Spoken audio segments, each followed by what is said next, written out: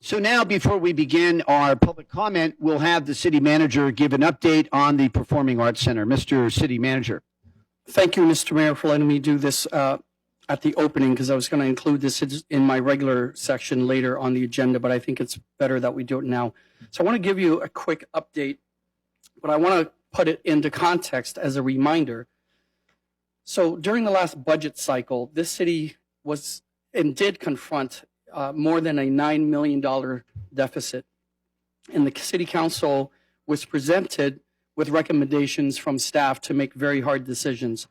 One of our recommendations was closure of the PACC because we can't afford it right now solely as a community venue. A successful PACC is going to need to be a revenue generating venue in order to support the community programming. Now, the council did vote to accept that difficult recommendation, which was to close. But the council, in addition, provided additional funding to keep the PACC open for an additional 6 months through the end of this calendar year in order to honor the events that had been booked. So that's where we're at with regard to decisions thus far. I want to remind you about the challenges that we have at the PACC. I'm going to split them into our capital challenges, the physical asset challenges of the PACC, as well as the market challenges. So on the physical side, on the capital asset side, the condition of the venue is simply not up to date. We've had years, if not decades, of deferred maintenance. Believe it or not, we don't even have an up-to-date sound system. We actually have, and this is the thing that I care most about, that I get the sense that people want to ignore this. We have no knowledge of the seismic condition of that building, a building of that size that holds public events with up to 1,600 people. And we, as the property owner, as the landlord, unfortunately, do not have knowledge of the seismic condition of that building. We've had injuries there in the last decade. We've had injury payouts over $200,000. We've not been able to make the upgrades that are necessary. We also have market challenges of the PACC because the entertainment market has evolved drastically over the decades. Our challenges include the geographic location, being far away from freeway access and in the middle of town. That might have been great decades ago. That's not the model today.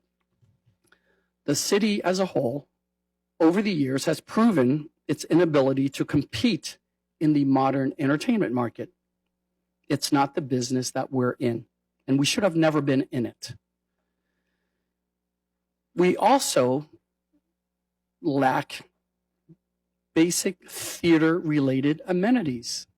Most people, they want to go out to dinner and a show.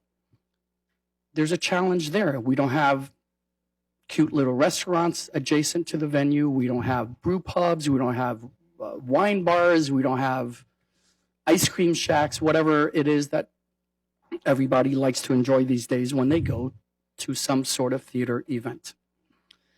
And we've been operating there on a business model that is strictly unsustainable.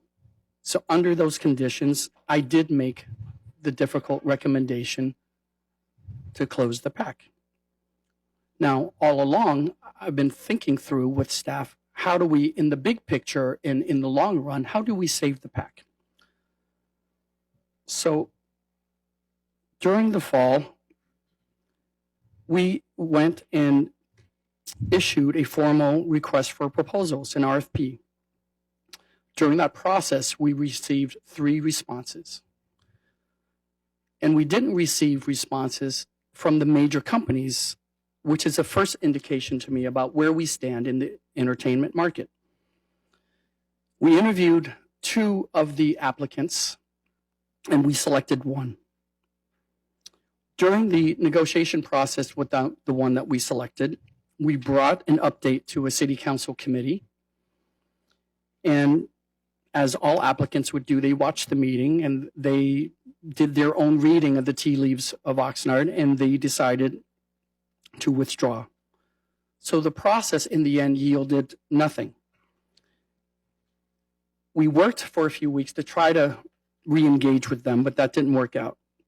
So a few weeks ago, I formally closed that RFP. Now, going forward, we have to be clear-eyed about what the goal is here. So is the goal to save the PACC in a way that is sustainable and in a way that will bring in sufficient funds so that over time, when the roof goes, we have funding, so that at some point, we've got to replace the seats. At some point, we need to fix the other utilities and the air system. And at some point, we need to make some serious upgrades for safety. We have to do these things if we want that venue to be successful. So we cannot continue on the path we've always been on. If we want to save the PACC and we want it to improve, some things have to change. So the question I ask when I meet with some of the representatives from the PACC board is the goal here to save the PACC, or is the goal here for the PACC board to retain control of the PACC? And there's a serious difference with that question. Now, I did speak to two of the board members, and they assured me that the goal is to save the PACC.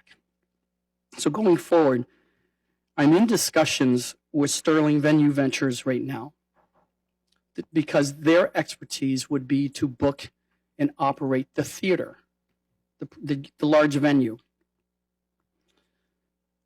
I'm also in discussions with representatives of the PACC board to figure out, and we believe, because we've been going back and forth about their budget as it stands, and I believe there is sufficient funding to keep the doors open. And this is not the main theater necessarily or at all. It is all the community spaces that they can keep it going in January and February. And I need to reach an MOU with them next week to do that. So in the big picture, the goal is to have Sterling be the primary manager of the PACC, to book the theater, and the numbers they presented me with so far, I have a lot of confidence in. I'm going to propose that they also have an option to manage the community spaces. And if they want to exercise that option, they have to do it with the coordination of the PACC board of directors. And that's where we would get the local input on what community events are important for this community. And I want to do this in a way where it's a net zero cost to the city. So I believe this is all possible. I'm not rushing into these things. We've been struggling over the ideas and the numbers and the budgets, but I think we're very close on both fronts. So I expect to meet with the PACC board. Oh, next week is Christmas. Well, hopefully, I'm Buddhist. I'll meet with the PACC board any day next week. But we can get an MOU with the PACC board next week for January and February. In the meantime, then I will bring an actual contract to the council with regard to Sterling and how the operation for the main theater is going to work. So that's the intention. And ultimately, the decision will be in the city council's hands. The process is such that the staff has to vet all the options and make recommendations to the council. I know some people think that the council should pick on their own, but I assure you that's not the way things should work, and that's why cities over 100 years have developed this process to prevent that conflict of interest from happening. So that's where we are, Mr. Mayor. Thank you. Thank you very much. And these